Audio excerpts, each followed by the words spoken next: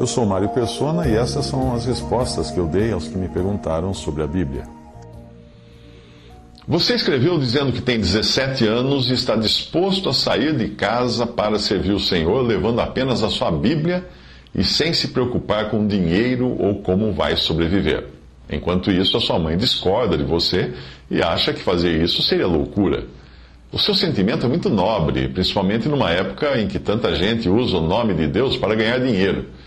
Pode ter a certeza de que muitos jovens são assim, cheios de planos idealistas. Muitas pessoas deram um passo de fé neste sentido quando tiveram a certeza de que era isso que o Senhor desejava delas. Mas será que é realmente o seu caso? Não existe nada de errado em ter uma profissão e ganhar dinheiro se você souber usá-lo para a glória de Deus. O apóstolo Paulo, que foi tão usado por Deus, tinha uma profissão, que era fabricar e vender tendas. Os apóstolos que foram diretamente chamados pelo Senhor para que deixasse as suas redes e os seus postos de trabalho para segui-lo, receberam um chamado muito nítido, muito pessoal. Mesmo assim, lembre-se de que na hora em que aqueles discípulos fugiram de perto de Jesus, para não serem associados a ele em sua morte, foram dois homens ricos que tiraram o corpo do Senhor da cruz e o sepultaram, Nicodemos e José de Arimateia. Quando você lê a Bíblia, preste atenção para ver para quem o Senhor está dizendo cada coisa e também em quais circunstâncias e em que lugar. Eu já ouvi casos de pessoas que cortaram as mãos, arrancaram os olhos e já teve até homens que cortaram o membro sexual, o pênis, com base na passagem de Mateus 5, 29 a 30, que diz: portanto, se o teu olho direito te escandalizar, arranca-o e atira-o para longe de ti, pois te é melhor que se perca um dos teus membros do que todo o teu corpo seja lançado no inferno. E se a tua mão direita te escandalizar, corta e atira para longe de ti, porque te é melhor que um dos teus membros se perca do que todo o teu corpo seja lançado no inferno. Amar o Senhor mais do que o pai e a mãe nem sempre significa deixar o pai e a mãe literalmente, mas sim ter o Senhor como primeiro da lista. Lembre-se de que Deus ordenou honrar pai e mãe e prometeu bênção com isso.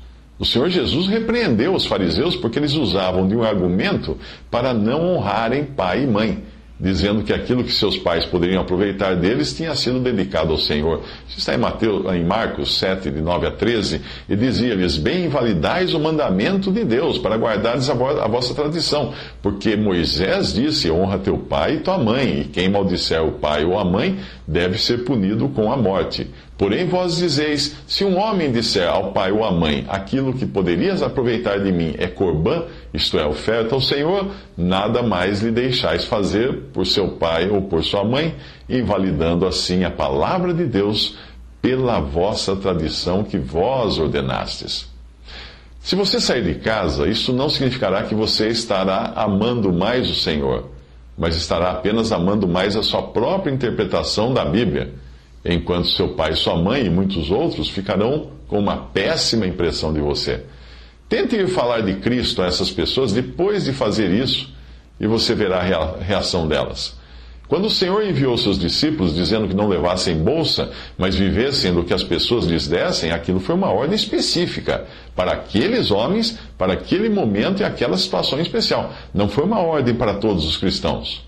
Marcos 6, de 7 a 10, diz assim: e chamou a si os 12 e começou a enviá-los a dois e dois, e dava-lhes poder sobre os espíritos imundos, ordenou-lhes que nada levassem para o caminho, senão apenas um bordão, nem pão, nem alforge, nem dinheiro no cinto, mas que fossem calçados de sandálias e que não vestissem duas túnicas. Dizia-lhes mais: onde quer que entrardes numa casa, ficai nela, até sairdes daquele lugar.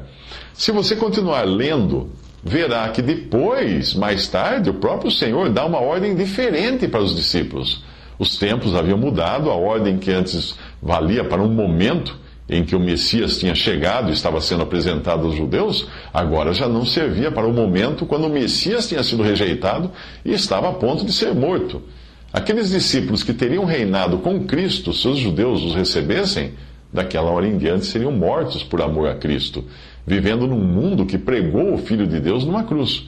Veja Lucas 22, 35 a 36, e perguntou-lhes o Senhor: Quando vos mandei sem bolsa, alforje ou alparcas, faltou-vos, porventura, alguma coisa? Eles responderam, nada.